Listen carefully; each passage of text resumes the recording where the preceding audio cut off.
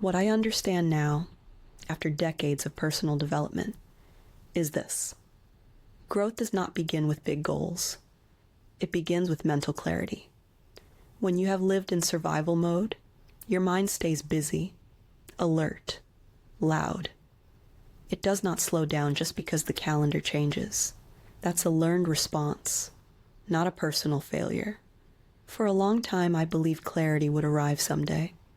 That one morning, I would wake up focused, confident, certain. What actually changed everything was simpler.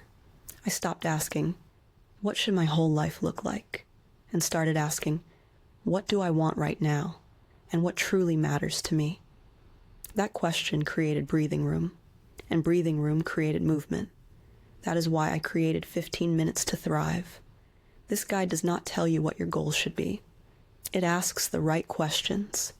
You do not need more pressure. You need space to hear yourself think. If you are ready for clarity, focus without pressure, and a calmer way to approach your goals, 15 Minutes to Thrive is waiting for you. If this spoke to you, like this video, so it reaches the woman who needs it next. Follow if you're ready to grow gently and honestly.